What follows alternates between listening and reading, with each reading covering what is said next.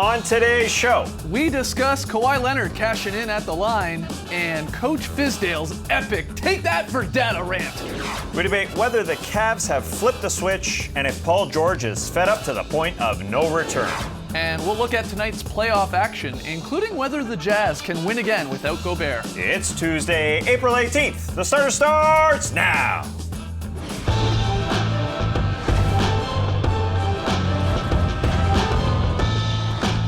Good evening, sweet world, and welcome to The Starters, presented by Jack Daniels Tennessee Honey. Whether you're listening to the podcast, joining us live right now on NBA TV, or a little bit later on YouTube, we're very, very happy to have you. I'm Jay Skeets, and alongside me, as always, that's Tass Mellis.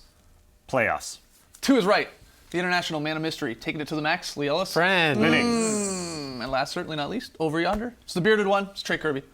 Hey, yo! TK, what do you got? Well, I'm here at the internet looking for your best tweets at hashtag the starters. And guys, Vince Carter finally showed his age last night as the 40-year-old went full whippersnapper mode, getting in Kyle Anderson's face during a tussle. But then later, Kyle Anderson flipped it on him, throwing down a dunk, and then using Vince's trademark motorcycle rev celebration. Very petty! And it brings us to today's question. What is the best spite celebration? A spite celebration, of course, is when you're celebrating just so that you can rub it in somebody else's face. And there's none better for me than Michael Jordan throwing down a dunk on Dikembe Mutombo in the 1997 playoffs and then wagging his finger in Dikembe's face. This came a couple of months after Dikembe had bragged that Jordan hadn't yet dunked on him in his career. So then Jordan dunked on him. Great stuff. Bob, we want to hear from you, so let us know on Twitter. What's the best spite celebration? Send us your best tweets to hashtag the starters. We'll hear from you later. All right, get your tweets in. Fun show, as always here. We're going to play a new game. We were actually inspired by J.R. Smith. We're going to play a new game called Blurred Reality, and we'll get you set for tonight's triple header playoff action. But we start by looking back to last night. Got to play a little true or false. Trey's got some true or false questions. We'll debate whether they're true or they're false. It's simple as that. Trey. The Spurs beat the Grizzlies again last night, taking a 2-0 lead in their first round series. But the big story today is Memphis head coach David Fizdale's post-game rant. Take a look. It was a very poorly officiated basketball game. Zach Randolph, the most rugged guy in the game, had 0 free throws, but somehow Kawhi Leonard had 19 free throws. First half, we shot 19 shots in the paint, and we had 6 free throws. They shot 11 times in the paint, and they had 23 free throws. I'm not a numbers guy, but that doesn't seem to add up.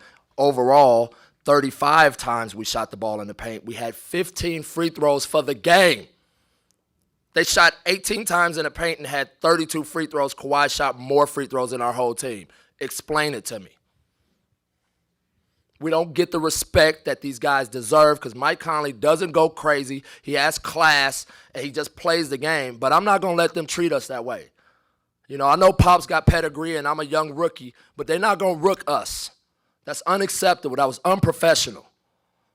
My guys dug in that game and earned the right to be in that game, and they did not even give us a chance. All right, thank you. Take that for data. Woo!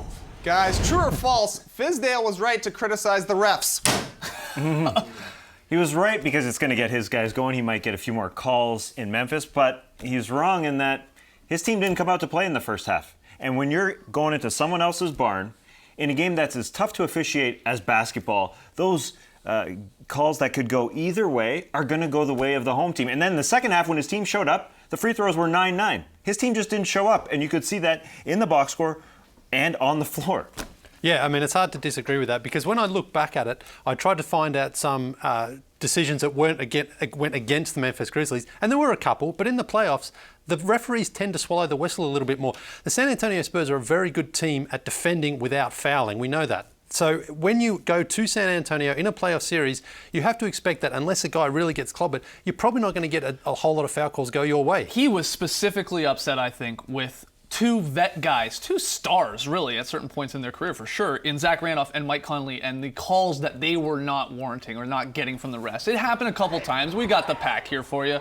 This one especially, where Conley got hit in the face, and Mike Conley is not usually like this. I mean, he's never had a tech in his life. He's a classy guy, as Fizdale said.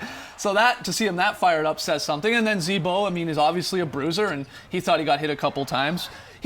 Over 2 games, the Spurs have shot 57 free throws to the 32 of the Grizzlies. But I like this move. I love this move by Fizdale because he's trying to hope for two things. One, that you're right, Tass, when you go back to Memphis, that maybe some of those questionable calls will go your way. And they probably would have because he'd be at home anyway. So he's hoping for that. And the other thing is he wants these guys to play like they did in Game 2. He's telling his team to come out and play with some aggression like they did in the second half of Game 2 last night. But he wants it from the get-go, and maybe that includes starting Zach Randolph and James Ennis as well, and they obviously played better. So he has nothing to lose except for money from his wallet. And he's going to lose. And he's going to lose. Well, he's going to get fined. It's just a matter of time and how much. But and apparently, why not do this? Yeah, it does make sense. Why not just to fight for his guys verbally on this stage? And apparently his assistants have gone back and looked at all the data, including regular season games, and they're not getting the calls against the San Antonio Spurs. But I don't like him bringing up Kawhi Leonard specifically. Kawhi Leonard has worked on his game to make sure he gets foul calls.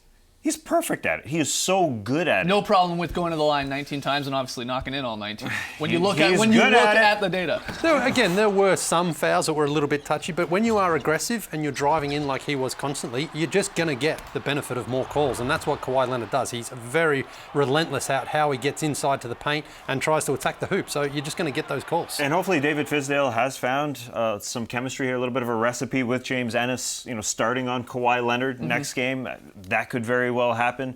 That seems to make sense. And maybe they start from the get-go, because you're just not going to win in San Antonio playing like that, getting down double digits like that when you know the other team's got a better bench as well. All right, Trey, next one. All right, moving on. After last night's win, the Cavs are up 2-0 on the Pacers and are currently the best offense in the Eastern Conference playoffs. But Cleveland has also lost both fourth quarters to Indiana and are just a CJ Miles jump shot away from a 1-1 series. So guys, true or false, the Cavs have flipped the switch. False. Yeah. I think Tass said this best on the Twitter show. They have not flipped the switch. They may have turned the dimmer up a little bit, because they were a little bit better in Game 2 than they were in Game 1, and of course better than they were over the last couple months in the regular season. But they have not. They are not to any sort of elite level yet of defensively. They still let the Pacers shoot over 50% from the floor, 40% from three. It's their offense right now that's still winning them these games.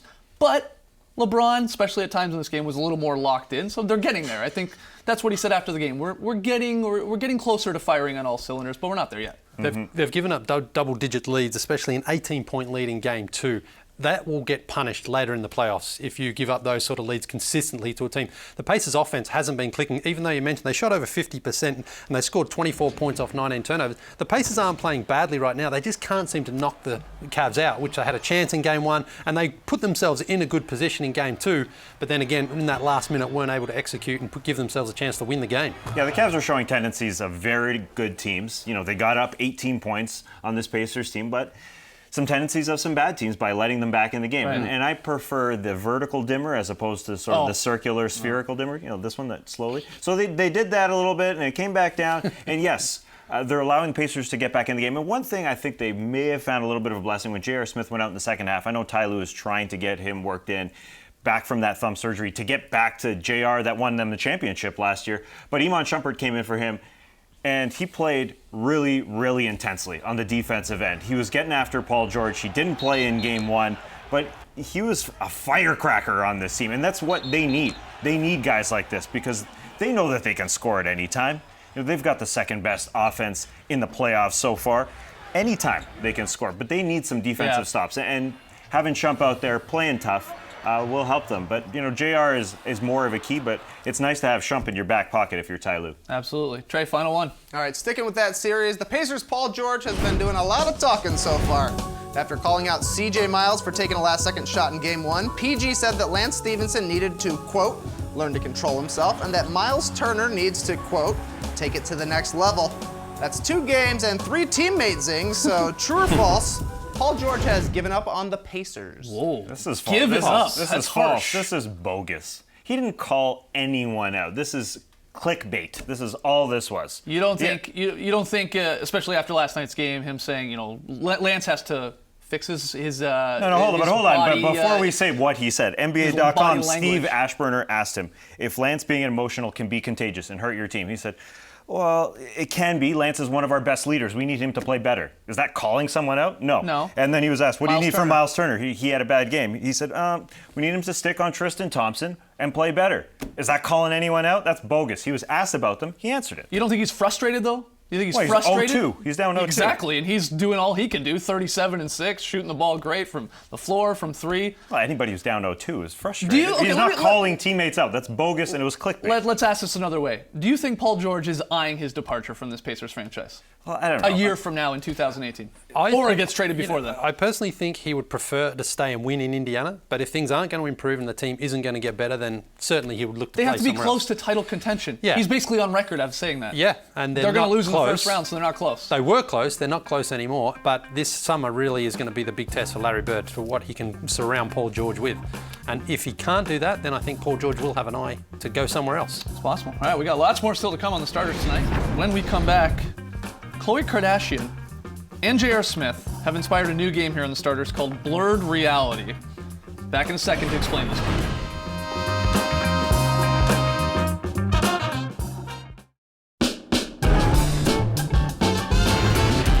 Back with the starters. On Sunday, a few Cavaliers players showed up on Keeping Up with the Kardashians. Lee, I know you saw this. Oh, yeah. Cavs forward Tristan Thompson was there. He's dating Khloe, that makes sense. But also making a cameo there, Cavs guard J.R. Smith, or at least we think that's him.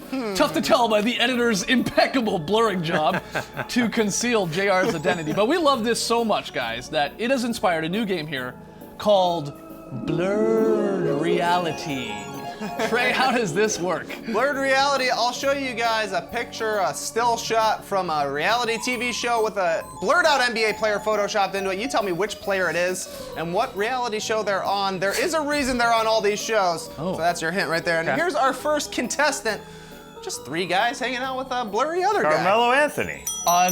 On what? On what? Something. Property don't know. Brothers, Property Millionaires? no. I know basketball Pretty players. close. That's Carmelo Anthony on $1 Million Listing New York.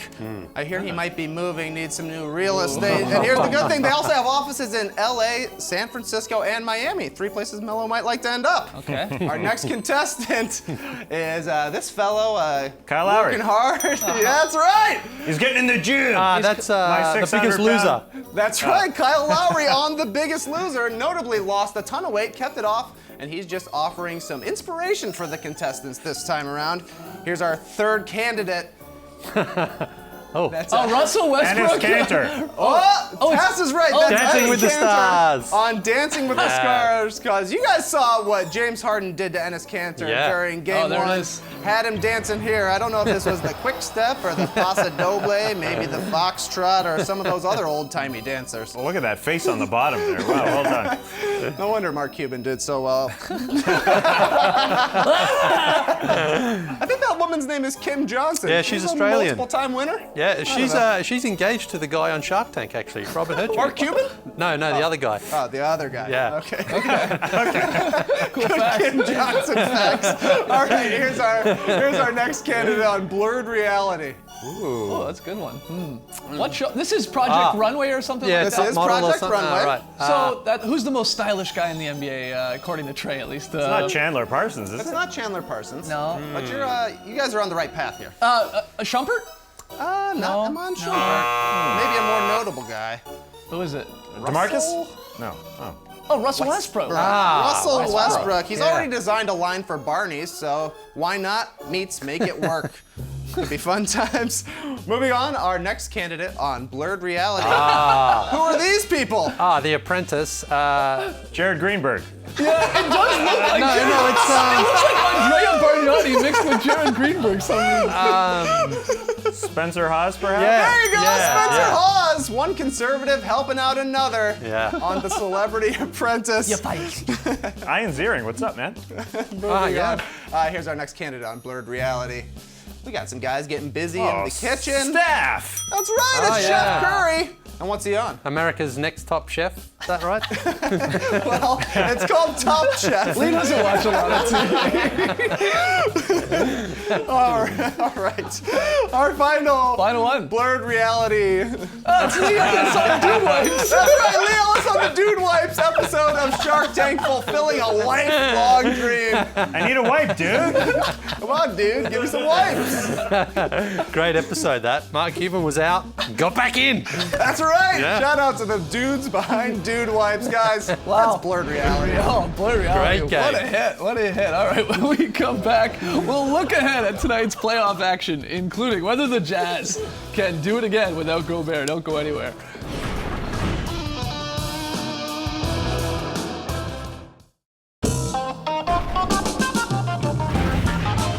The Starters on NBA TV is brought to you by Jack Daniel's Tennessee Honey, proud partner of the NBA. Do your friends proud. Please drink responsibly. 40 games in 40 nights. 3 more tonight in the first round of the playoffs. We got Bucks and Raptors here on NBA TV at 7 p.m. Eastern, and on TNT tonight, Bulls and Celtics, followed by the Jazz and Clippers. Obviously, huge games for all of these home teams, so we'll do a little look ahead here. Trey, you got some big questions heading into tonight's action. That's right. Despite losing Rudy Gobert 17 seconds in, the Jazz beat the Clippers in Game 1. We already know that he's not going to be available tonight. So can the Jazz win again without Gobert? What y'all think? I believe they can. Wow. But I don't think they will. I think the Clippers will be a lot better prepared. And I think they'll move a little bit faster, get up and down to take advantage of DeAndre Jordan against Jeff Withey, Boris Diaw, and even Derek Favors, who obviously is a very good matchup for DeAndre Jordan. But they'll be ready for it this time. And the Jazz, obviously, they're not going to back down. But at the same time, the Clippers are fighting for their lives here. And I know a lot of us are talking about if they lose in this first round, can you possibly bring that big three back? So I think a lot of that pressure is on their shoulders. You had guys like Blake and J.J. Redick combining for 10 turnovers in Game 1.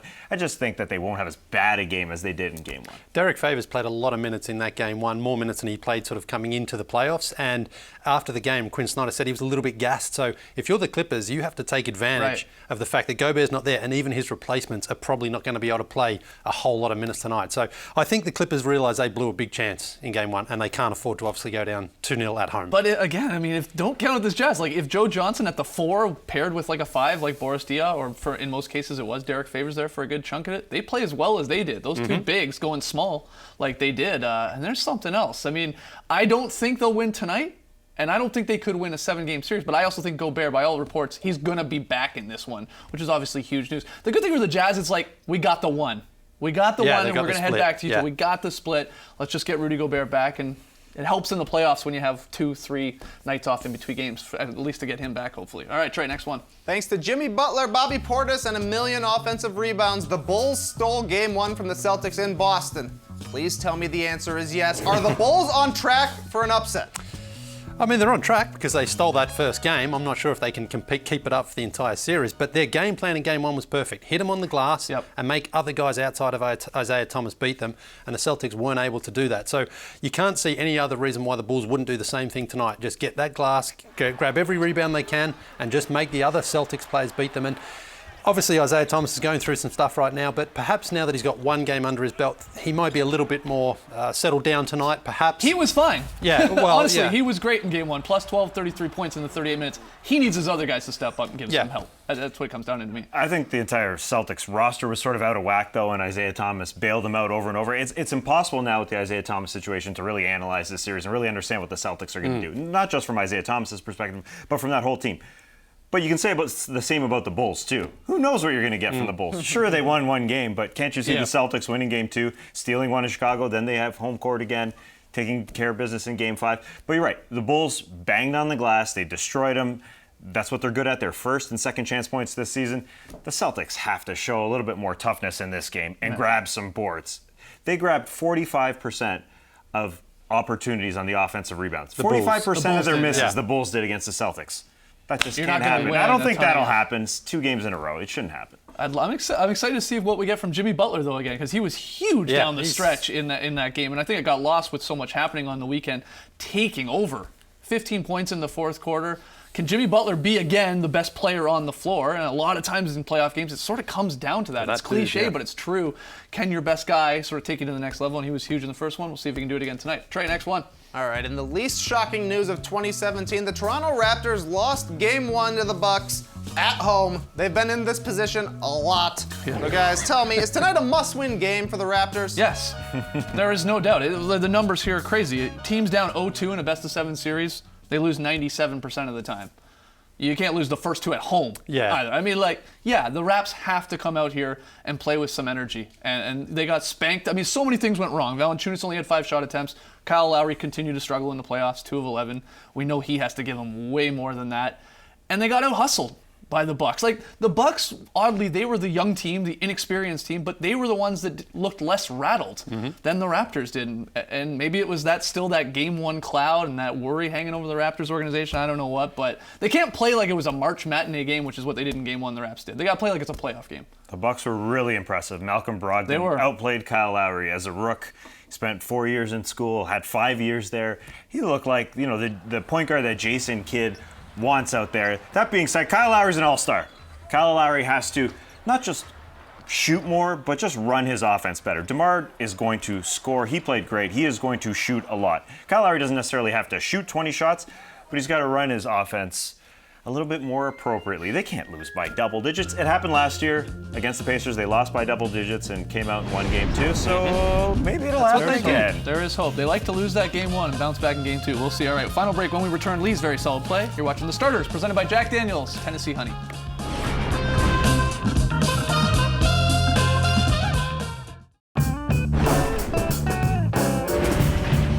We asked you, what's the best spite celebration?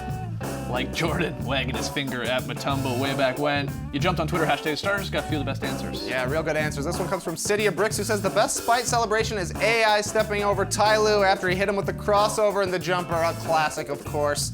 Maury says the stare down when King James dunked on Jason Terry in 2013. That was awesome, but the most popular answer by far came from the meme machine. Sean Kemp making sure Alton Lister knows he got dunked on. The best dunk celebration in league history, I would have to say. That was incredible. Lily, who wins the honor for very solid We're play? going out to Cleveland, but it's not the Cavs this time, it's the Pacers, and Thaddeus Young, with a little boomerang of his own, finishes with a dunk. That's what I call a very solid play. We had a blast recording the Twitter show this morning. It's up on iTunes, Google Play, our website. Let's get to the fan of the night first. Yeah, why not? There's fans. Yeah, fans get even more intense in the postseason, like this guy, who got Manu Ginobili cut into the back of his head, styled perfectly. How much Looks amazing. Cost? Manu likes it. He's crazy, but I like it. The Twitter show, we had a blast, as I said. It's up on iTunes, Google Play, our website. Talked about the Knicks, and Trey remembered Beanie Babies. Remember those? My mother-in-law sent my wife's old Beanie Babies back. We now have a giant Tupperware full of Beanie Babies because everybody in the 90s is like, I'm going to save these. These will be worth something someday. I have 3 Tabasco the Bulls. They've already discontinued it. Do you know how much this Tabasco is worth? Less than a bottle of Tabasco. 2017. All right, enjoy Bucks Raps on NBA TV tonight. And remember, when visiting Las Vegas, you walk more than you think you would. Brace the night, people. Go Raps.